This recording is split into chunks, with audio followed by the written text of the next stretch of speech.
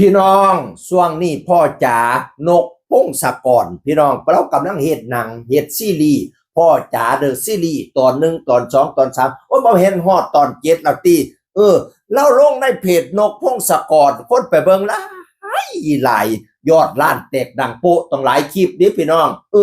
ศิลปินก็อยู่ในค่ายเล่านั่นละเพราะว่าสิเป็นน้องอาอายน้องกังฟูเนาะแล้วก็หลายผู้หลายคน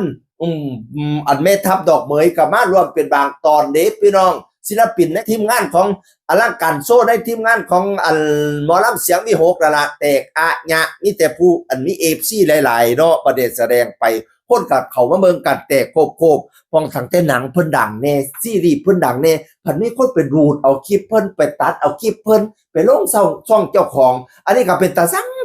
งที่อันซุ่มครีเอเตอร์อันซุ่มอันอินฟลูเอนเซอร์ที่มีนิสัยแบบนี้ก็ได้พี่น้องเอ่ยแล้วก็เลยมาโพสต์ว่าจัดการยังไงกับคนที่ขโมยผลงานคนอื่นไปลงครับดูดหนังผมไปลงต่อให้จะสั่นจะย่าวมันก็ต้องมีมารยาทมากน้อยขนาดไหน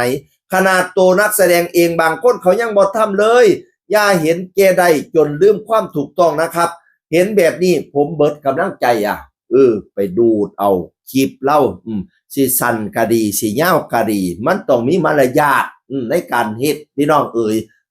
เพราะว่าเขาลงเฮียลงแห้งลงกำลังจิตกำลังใจมันก็เสียกำลังใจเบิดกำลังใจละเนาะเฮ้ยเขาอุตสาห์สร้างผลงานแต่ละได้กว่าสิได้แต่ละคลิปนั่นมันยากมันนั่นลำบากดิเจ้านั่งอยู่เฮียนเจ้าไปดูดเอาซื่อๆแล้วก็เฮ็ดเป็นตัดเป็นคลิปเดียวปล่อยไปบัดนั้นได้เงินย้อนเขา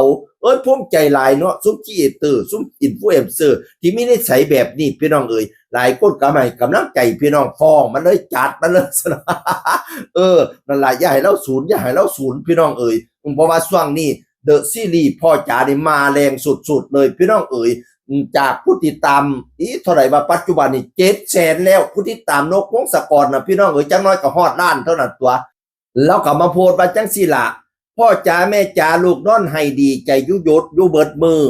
ยอดหนังไปเร็วแห้งผู้ติดตาม2 มือขึ้นเกียบ40,000หลังความกดดันในชีวิตยังไม่เสียงสว่างให้ผมยิ้มได้ขอบคุณที่เมตตาขอบคุณที่ชอบหนังนกนะครับ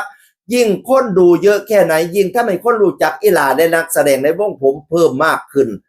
คือมันคือกำไรของผมประสันบานานะคนเบิงหลายก็เห็นให้คนหูจักน้องอาอายรู้จักอีหลาแล้วก็หูจักศิลปินในวงมากขึ้นเพราะว่านักแสดงส่วนใหญ่เกือบ100%เป็นศิลปินของเสียงวิหกนี่แหละพี่น้องเอ๋ยเป็นกำลังใจให้ผู้ใดดูดเอาหนังเล่ากับแก้นิสัยปรับนิสัยอย่าไปหาดูดเอาผลงานผู้อื่นได้เงินย้อนผลงานผู้อื่นชุบเจ้าว่าชุบเจ้ามีหน้ามีตามีเกียรติกักตีนิสัยบ่ดีเป็นกำลังใจให้นกพงศกรเด้อเสียงอื่นคนเก่าเว้าสู่ฟังสวัสดีครับ